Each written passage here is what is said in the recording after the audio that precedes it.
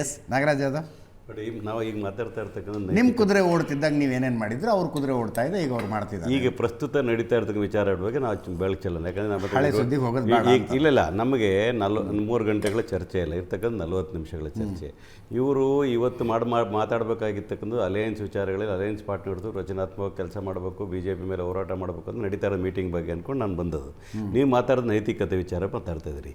ಇವತ್ತು ದೇಶದ ರಾಜಕಾರಣದಲ್ಲಿ ನೈತಿಕತೆ ಕಳೆದೋಗಿರ್ತಕ್ಕಂಥ ಸತ್ಯ ಅಂತ ಎಲ್ಲರೂ ಕೂಡ ಮನಸ್ಸಾಕ್ಷಿ ಮಾತಾಡಬೇಕಾಗುತ್ತೆ. They should agree with this. ಆದರೆ ಯಾವಾಗ ಕರ್ನಾಟಕದೇ ತೊಗೊಳ್ಳೋಣ ಉದಾಹರಣೆ, ಯಾಕಂದರೆ ಭಾಳಷ್ಟು ವಿಚಾರಗಳು ನೀವು ವೆಸ್ಟ್ ಬೆಂಗಾಲ್ದ ವಿಚಾರ ಇದ್ದರೂ ಕೂಡ ಕರ್ನಾಟಕದೇ ಉದಾಹರಣೆ ಕೊಟ್ಟು ಮಾತಾಡಿದ್ರಿ. 2008 ಮತ್ತು 2019 ವಿಚಾರ ತೊಗೊಂಡಾಗ BJP ನಡ್ಕೊಂಡಂಥ ರೀತಿ ಯಾವುದು? ಒಂದು ವೇಳೆ ನಮ್ಮ ಹತ್ರ ಎಕ್ಸ್ಟ್ರಾ ಮೆಜಾರಿಟಿ ಇದ್ದು ಎಕ್ಸ್ಟ್ರಾ ಜನ ಬರ್ತಾರಂತಂದರೆ ದಟ್ ಇಸ್ ಡಿಫ್ರೆಂಟ್ ಸಿನಾರಿಗಳಾಗ್ತವೆ. ಆದರೆ ಅಧಿಕಾರ ನಡೆಸಲಿಕ್ಕೋಸ್ಕರ, ಅಧಿಕಾರ ಹಿಡಿಲಿಕ್ಕೋಸ್ಕರ ನಿನ್ನ ಮೆಜಾರಿಟಿನ 113 ಸೀಟು ಪಡ್ಕೊಳ್ಳಿಕ್ಕೋಸ್ಕರ ನಿಮ್ಮ ಹತ್ರ 15 ಸೀಟ್ ಕಡಿಮೆ ಇದ್ದರೆ 20 ಸೀಟ್ ಕಡಿಮೆ ಇದ್ದರೆ ಬೇರೆ ಕಡೆ ಕೊಂಡ್ಕೊಂಬರ್ತೀರಲ್ಲ, ಅದು ಯಾವಾಗ ಐಡಿಯಾಲಜಿಕಲಿ ಕಾಂಪ್ರಮೈಸ್ ಅನೈತಿಕತೆ ಬಂದು ಕೂಡ್ತದೆ ಅಂತಕ್ಕಂಥ ನಾವು ತಿಳ್ಕೊಬೇಕು. ಅದು ನೀವು ಮಾರಾಟ ಆಗೋರಿಗೆಲ್ಲ ಟಿಕೆಟ್ ಕೊಟ್ಟು ಗೆಲ್ಲಿಸ್ಬಿಟ್ಟಿದ್ರ ಅಂತ ನಾನು ಹೇಳ್ತಾ ಇದ್ದೀನಿ ಕೇಳಿ. ತಾವು ಮಾರುಕಟ್ಟೆಯಲ್ಲಿ ನೀವು ಮಾತಾಡ್ತಾ ಇದ್ದೀರಲ್ಲ, ಮುಂದಿನ ಪೀಳಿಗೆನ ಯುವಕರನ್ನ ರಾಜಕಾರಣಕ್ಕೆ ಬನ್ನಿ ಅಂತ ಹೇಳ್ತಾ ಇದ್ದೀವಿ. ನಾವು ಇದನ್ನು ಭಾಳ ಸೀರಿಯಸ್ ಆಗಿ ಗಂಭೀರವಾಗಿ ಚರ್ಚೆ ಮಾಡಬೇಕಂತ ನಾನು ಅಂದ್ಕೊಂಡಿದ್ದೀನಿ. ಯಾವಾಗ ನೈತಿಕತೆಯಲ್ಲಿ ಕಾಂಪ್ರಮೈಸ್ ಆಗ್ತದೆ, ಯಾವಾಗ ನಿಮ್ಮ ಐಡಿಯಾಲಜಿಯಲ್ಲಿ ಕಾಂಪ್ರಮೈಸ್ ಆಗ್ತದೋ ಆ ಸಂದರ್ಭದಲ್ಲಿ ಅನೈತಿಕತೆ ಬಂದು ಕೂಡ್ತಕ್ಕಂಥದ್ದು ನಾವು ಕಣ್ಣಾರ ನೋಡ್ತಾ ಇರತಕ್ಕಂಥ ಸಿಚುವೇಶನ್ ನೋಡಿದ್ದೀವಿ. ಇವತ್ತು ಒಂದು ವೇಳೆ ಯಡಿಯೂರಪ್ಪನವ್ರು ಏನಾದರೂ 2008ರಲ್ಲಾಗಿರ್ಬೋದು 2019ರಲ್ಲಾಗಿರ್ಬೋದು ಅವ್ರಿಗೆ 113 ಸೀಟ್ ಇದ್ದು ಅವ್ರು ಇನ್ನೂ ಎಕ್ಸ್ಟ್ರಾ ತಗೊಳ್ತಾ ಯಾವುದೋ ಆ ಪಕ್ಷದಲ್ಲಿರ್ತಕ್ಕಂಥ ಆಂತರಿಕ ಬೆನ್ನುಮತದಿಂದ ನಮ್ಮ ಹತ್ರ ಬಂದವರು ಅಂತ ಹೇಳಿದ್ರೆ ನಾವು ಒಪ್ಕೋಬೋದಾಗಿತ್ತು. ಆದರೆ ಅದು ಕಾಂಗ್ರೆಸ್ ವಿಚಾರ ಬಂದಾಗ ನಮ್ಮ ಹತ್ರ 125 ಸೀಟುಗಳಿಂದ ಹೆಚ್ಚು 135ಗಿಂತ ಹೆಚ್ಚಿರೋ ಸಂದರ್ಭದಲ್ಲಿ ಬೇರೆಯವ್ರು ಬರ್ತಾರೆ ಅಂತಂದರೆ there is something problem in their party ಅದ ವಿಚಾರ. ನಮಗೂ ಇವರು ಅದನ್ನೇ ಮಾಡ್ತಿದ್ದಾರೆ. 140 ಇದ್ದವ್ರು ತಗೊಂಡು ಮಾತಾಡ್ತೀನಿ ನೋಡ್ರಿ, ಇವರಿಗೆ ಸ್ವಲ್ಪ ಇದು ನೈತಿಕತೆನೇ ಇಲ್ಲ. ನೀವು ಆಂಕರ್ ಇದ್ದೀರಿ, ನನ್ನ ಪ್ರಶ್ನೆ ಮಾಡಿ. ನಾನು ಸೆಂಟ್ರಲ್ ಇಂಟರ್ಫಿಯರ್ ಆಗಿಲ್ಲ. ಬಿಜೆಪಿಯವರು ಸೇಮ್ ವಾದ ಮಾಡ್ತಾರೆ. ಇಲ್ಲ ಮೋಹನ್ ವಿಶ್ವ ಅವ್ರ ಪಾರ್ಟಿ ವಿಚಾರ ಮಾತಾಡಬೇಕು ಅಂತಂದಾಗ ಈ ಆಪರೇಷನ್ ಲೋಟಸ್ ಅಂತ ವಿಚಾರಕ್ಕೆ ರೂವಾರಿಗಳೇ ಕರ್ನಾಟಕದಲ್ಲಿರ್ತಕ್ಕಂಥ ಯಡಿಯೂರಪ್ಪನವರು ಇದು ದೇಶವ್ಯಾಪ್ತ ಮಾಡ್ಲಿಕ್ಕೆ ಹೊರಟಿರೋದನ್ನ ಮಾಡಿರ್ತಕ್ಕಂಥದ್ದು ನಿಜ. ಅದು ಅಧಿಕಾರ ಪಡ್ಕೊಳ್ಬೇಕು ಅಂತಂದರೆ ಯಾವ ಹಂತಕ್ಕೆ ಹೋಗ್ತೀನಿ ನಾನು ಅಂತಂದರೆ ನೀವು ಒಂದು ಕಡೆ ಡೆಮಾಕ್ರಸಿನೇ ನೀವು ಮಾರಾಟಗಿಡೋ ರೀತಿಯಲ್ಲಿ ಮಾಡೋದ್ರೆ ಆಗುತ್ತಾ? ನೀವು ನೈತಿಕವಾಗಿ ಹೋರಾಟ ಮಾಡಿ ನೈತಿಕವಾಗಿ ಗೆದ್ದು ಬರ್ತಕ್ಕಂಥ ವಿಚಾರನ ಇವತ್ತು ಚರ್ಚೆ ಮಾಡ್ತಾ ಇದ್ದರೆ ಅದು ಮುಂದಿನ ಪೀಳಿಗೆ ಒಳ್ಳೆ ಮೆಸೇಜ್ ಹೋಗ್ಲಿಕ್ಕೆ ಸಾಧ್ಯ ಆಗ್ತದೆ. ನಾನು ಒಂದು ನಿಮಿಷ ನಾನು ಮುಗಿಸ್ತೀನಿ. ನಾನು ಅಧಿಕಾರದಲ್ಲಿ ಒಂದು ನಿಮಿಷ ಸರ್, ಡೋಂಟ್ ಇಂಟರ್ಫಿಯರ್. ನಾನು ಇರ್ತಕ್ಕಂಥದ್ದು ಈಗ BJP ಇರ್ತಕ್ಕ ಏನು ಅನ್ಕೊಂಡ್ರೆ we are born only to win. ಆ ಥರ ಆಗೋದಿಲ್ಲ ಡೆಮಾಕ್ರಸಿ. ನಿಮ್ಮ ದೃಷ್ಟಿಯಲ್ಲಿ ನೈತಿಕತೆ ಅನ್ನೋ ವಿಚಾರ ಅಂತಂದರೆ ಪ್ರಜಾತಂತ್ರ ವ್ಯವಸ್ಥೆಯಲ್ಲಿ ನೇರವಾಗಿ ಚುನಾವಣೆ ಆಯ್ಕೆಗೆ ಬರ್ತಕ್ಕಂಥವ್ರು ಅದನ್ನ ನೈತಿಕತೆ ಅಂತ ಹೇಳ್ತಾರೆ.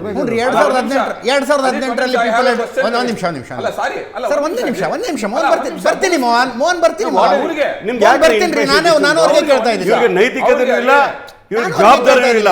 ಈ ದೇಶನ ಲೂಟ್ ಹೊಡಿಬೇಕು, ಪಾರ್ಟಿಗಳನ್ನ ಖರೀದಿ ಮಾಡಬೇಕು, ಪೊಲಿಟಿಕಲ್ ಮಾಡಬೇಕು,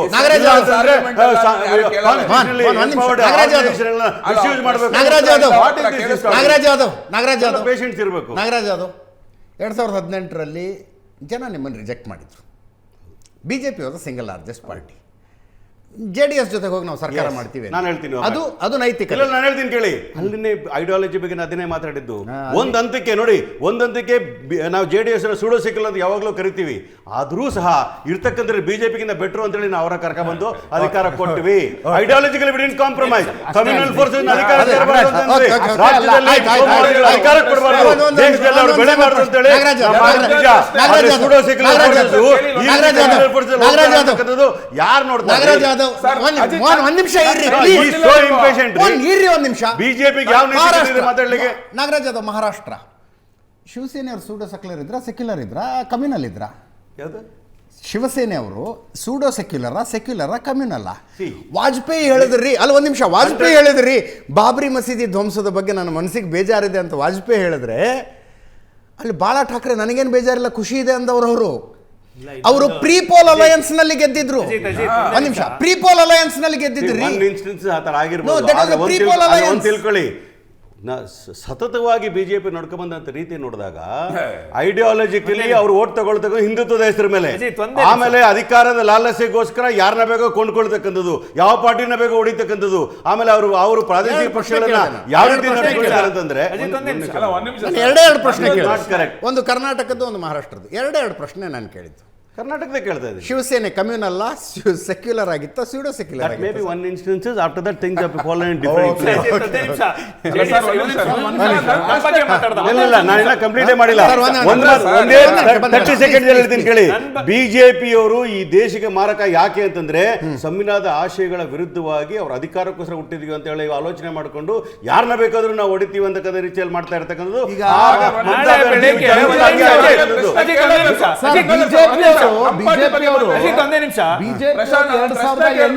ಎರಡರಲ್ಲಿ ಮತ್ತು 2019 ಏನ್ ಮಾಡಿದ್ರು ಅದನ್ನ ಆಪರೇಷನ್ ಕಮಲ ಅಂತ ಒಂದು ಹೆಸರು ಕೊಡ್ಲಾಯ್ತು. ಎಸ್ ಎಂ ಕೃಷ್ಣ ಇದ್ದಾಗ ಬಿಜೆಪಿಯ 8-10 ಅವನ ಅಧಿಕಾರ ನಡೆಸಿ ನಂಬರ್ ಒಂದ್ ನಿಮಿಷ, Speaker ನಮ್ಮ ಹತ್ರ ಮೆಜಾರಿಟಿ. ಮಾನ್ಯ ಪ್ರಶಾಂತ್ ಅವರೇ, ನಾವು ಅಧಿಕಾರ, ಮಾನ್ಯ ಪ್ರಶಾಂತ್ ಅವರೇ, ಎಸ್ ಎಂ ಕೃಷ್ಣ ಅವರು ಅವ್ರಿಗೆ ಮತಗಳ ಕೊರತೆ ಆಗಲಿಲ್ಲ, MLA ಗಳ ಕೊರತೆ ಆಗಲಿಲ್ಲ, ನಾವು ಅಧಿಕಾರ ನಡೆಸಿಕೊಳ್ಳಕ್ ಬರಲಿಲ್ಲ. They had a discontentment with their party. But ಇವ್ರು ಮಾಡಿರ್ತಕ್ಕಂಥ ಏನ್ ಗೊತ್ತೇನೋ, 113 ಗಡಿ ದಾಟ್ಲಿಕ್ಕೋಸ್ಕರ ಮಾಡ್ಕೊಂಡಿರ್ತಕ್ಕಂಥದ್ದು, ಕೊಂಡ್ಕೊಂಡಿರ್ತಕ್ಕಂಥ ಒಪ್ಕೊಳ್ಳಿ ಸಾಧ್ಯನಾ? ಪ್ರಜಾತಂತ್ರ ಸಂಸ್ಥೆ हम करे तो रास लीला, वो करे तो कैरेक्टर ढीला. यस, गंगाधर मूर्ति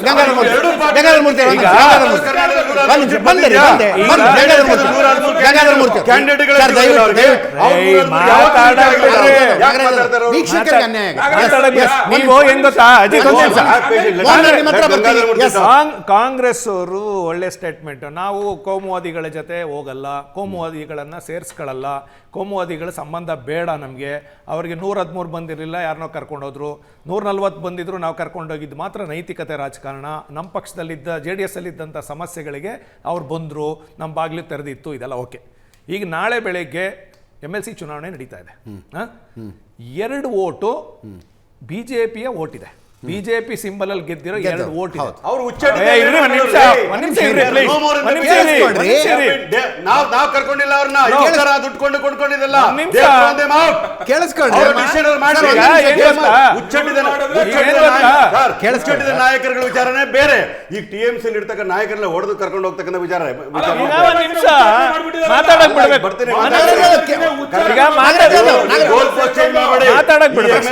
ಪೂರ್ತಿ ಕೇಳಿಸ್ಕೊಳ್ಳಿ.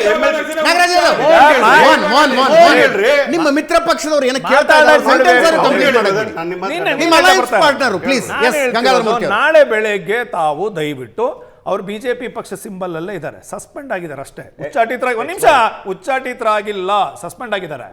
ಆದ್ರೆ ಆ ವೋಟನ್ನ ನೀವು ಯಾವ ನೈತಿಕತೆಯಿಂದ ಹಾಕ್ಸ್ಕೊಂತೀರಿ? ಕೋಮುವಾದಿ ಪಕ್ಷದಲ್ಲಿ ಗೆದ್ದಿರೋರು ಯಾಕೆ ಹಾಕ್ಸ್ಕೊಂತೀರಿ ನೀವು? ಅಂದ್ರೆ ನೀವು ಬೇಡ ಅಂತ ಅಜಿತ್ ಒಂದ್ ನಿಮಿಷ, ಬೇಡ ಅಂತ ಬಿಟ್ಟು ಹೋದ ಕೆಟ್ಟ ಕೆರ ಹಿಡಿದಿರೋ ವಲಸೆ ಇರೋಂತ ವ್ಯಕ್ತಿಗಳನ್ನ ನಿಮ್ ಕರ್ಸ್ಕೊಂಡು ನೀವ್ಯಾಕೆ ಸ್ವಲ್ಪ ಇವ್ ನೈತಿಕತೆ ನಾಳು ಮಾಡ್ಕೊಂತೀರಿ? ನೀವು ನೈತಿಕತೆಯಲ್ಲಿ ಇಡೀ ದೇಶಕ್ಕೆ ಪಾಠ ಹೇಳೋರು ನೀವು ಕಾಂಗ್ರೆಸ್ ಅವರು.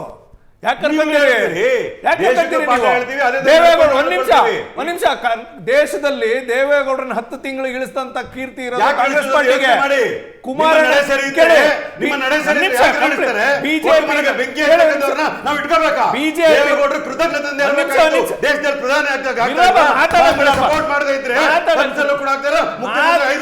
ಮಾತಾಡಕ್ ಬಿಡೋ, ನೀವು ಕಾಂಗ್ರೆಸ್ ಬೈದಾಗ ಉರ್ಕೋಬೇಡ, ಮಾತಾಡಕ್ ಬಿಡು.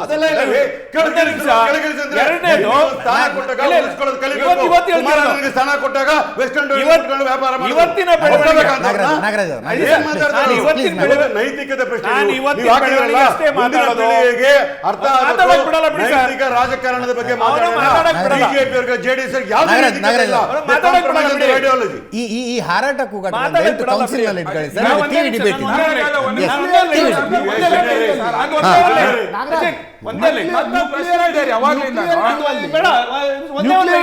ಏನೋ ಸಂಸದರನ್ನ ತೆಗೆದುಕೊಂಡು ಬಂದ್ರಲ್ಲ, ಅದು ನೈತಿಕ ರಾಜಕಾರಣ. ಅದು ದೇಶ ನೋಡಿ, ಅದು ಪವರ್ಗೋಸ್ಕರ ಮಾಡಿದಲ್ಲ, ಉಳಿಸ್ಕೊಳ್ಳೋಸ್ಕರ ಮಾಡಲಿಲ್ಲ. ನಾವು ಬಿಲ್ ಪಾಸ್ ಮಾಡ್ಕೊಳ್ಳೋಸ್ಕರ ಮಾಡೋ ವಿಚಾರ, ಬಿಲ್ ಪಾಸ್ ಮಾಡೋದು ದೇಶಕ್ಕೋಸ್ಕರ.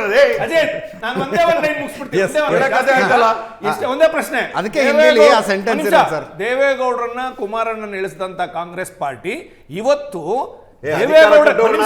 ದೇವೇಗೌಡರಿಗೆ ರಾಜ್ಯಸಭಾ ಮಾಡ್ಲಿಲ್ಲ ಅಂತ ಹೇಳಿ ಏನ್ ಕನಿಕರ ತೋರಿಸ್ತಾ ಇದ್ದಾರೆ ಸೋಷಿಯಲ್ ಮೀಡಿಯಾದಲ್ಲಿ, ಮತ್ತೆ ಎಲ್ಲ ಪ್ರೆಸ್ ಮೀಟ್ ಗಳಲ್ಲಿ ಹೇಳ್ತಿದ್ದಾರೆ ದೇವೇಗೌಡರಿಗೆ ಈ ಸಿಂಪತಿನ ಅವತ್ತೇ ಇದ್ದಿದ್ರೆ ದೇವೇಗೌಡರು 12 ವರ್ಷ ರಾಜಕಾರಣ ಮಾಡಿದ್ರು. ಅದು ಉಳಿಸ್ಕೋಬೋದಿತ್ತಲ್ಲ. ರಾಜ್ಯಸಭೆಗೆ ಹೋಗ್ಲಿಕ್ಕೆ ಕಾರಣ ಕಾಂಗ್ರೆಸ್ನವರು. ಮೋಹನ್ ವಿಶ್ವ ಏನೋ ಕ್ವಶನ್ ಇದೆ. ಮೋಹನ್ ತುಂಬಾ ಇಂಟರ್ಫಿಯರ್ ಆಗ್ತಾರೆ, ಸರಿ ಇಲ್ಲ. ಮೋಹನ್ ಏನೋ ಕ್ವಶನ್ ಇದೆ ರೀ ನಿಮಗೆ. ಎಕ್ಸ್ಪೆಲ್ ಮೆಂಬರ್ ಬಗ್ಗೆ ಮಾತಾಡಿದ್ರಿ, ಅವರಿಬ್ರು ಎಕ್ಸ್ಪೆಲ್ ಆಗಿದ್ದಾರೆ, ಬಂದು ಓಟ್ ಹಾಕ್ತಾರೆ, ನಮ್ಗೆ ಇದು ಬೇಕು ಅಂತ ಹೇಳಿ.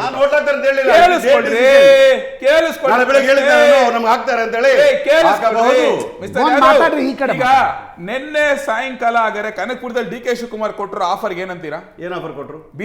ಜೆಡಿಎಸ್ ಅವರು ಬನ್ನಿ ಬಾಗಿಲು ತೆಗ್ದಿದೆ ಅಂದ್ರೆ ಸೇವೆ ಮಾಡಕ್ಕೆ ಪಕ್ಷದ ರಾಜಕಾರಣ ಮಾಡೋ ಮುಖ್ಯಮಂತ್ರಿಯಾಗಿ ನಾಡಿನ ಸೇವೆ ಮಾಡ್ತಕ್ಕಂಥದ್ದು ನನಗೆ ಓಟ್ ಹಾಕೋದು ಚಿಂತೆ ಅಲ್ಲ. ನಿಮ್ ಸೇವೆ ಮಾಡ್ತಿದ್ರಲ್ಲ ಅದು ದೊಡ್ಡತನ, ಅದು ನೈತಿಕತೆ. ಅನೈತಿಕ ಇರ್ತಕ್ಕಂಥವ್ರು ಏನ್ ಹೇಳ್ತಾಗ್ತದೆ? ಶಿವಕುಮಾರ್ ಅವರು ನನ್ನ ಮನೆ ಬಾಗಿಲು ತೆಗೆದಿರೋದು 7 ಕೋಟಿ ಕನ್ನಡಿಗರಿಗೆ ಹೇಳಿದ ಮೇಲೆ ಇವ್ರಿಗೆ ಆ ಉದಾಹರಣೆ ಇದೆಯಾ? ಅವ್ರಿಗೆ ಅವ್ರು ಸಂಕುಚಿತ ರಾಜಕಾರಣ ಮಾಡೋರಿಗೆ ನೈತಿಕರ ಪಾಠ ಹೇಳಿಕೆ ಸಪರೇಟ್ ಆಗಿ ಕರಿಬೇಕು ಅವ್ರನ್ನ. हम करे तो रासलीला, वो करे तो कैरेक्टर डे.